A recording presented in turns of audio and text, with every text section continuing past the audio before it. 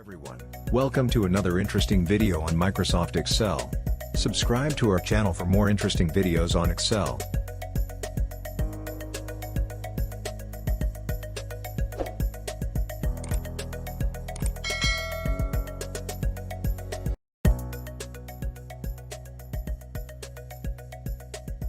The if function runs a logical test and returns one value for a true result, and another for a false result.